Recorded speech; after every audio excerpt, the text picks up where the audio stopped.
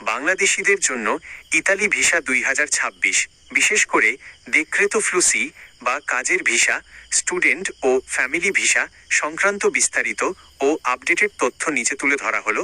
1.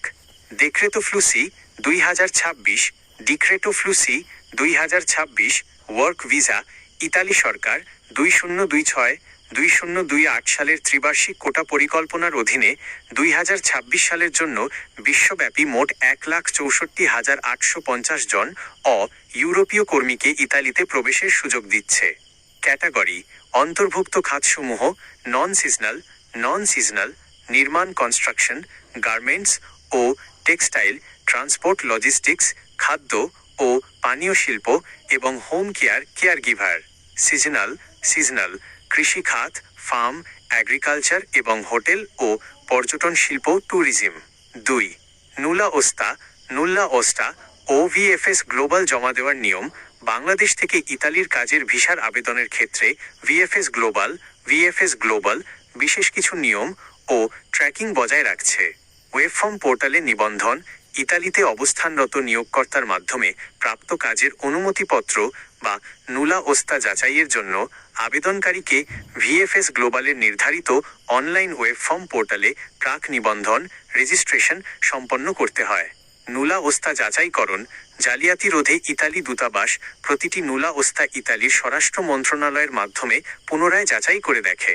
যাচাই সফল হলে ভিএফএস গ্লোবাল ইমেইলের মাধ্যমে ফাইল জমা ও বায়োমেট্রিকের জন্য অ্যাপয়েন্টমেন্টের তারিখ পাঠায়। 3.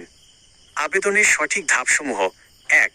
নিয়োগকর্তার আবেদন: ইতালিতে অবস্থানরত আপনার কোম্পানি নিয়োগকর্তা ইতালির স্বরাষ্ট্র মন্ত্রণালয়ের ইমিগ্রেশন পোর্টাল থেকে আপনার নামে নুলা ওস্তা তুলে নেবেন। 2.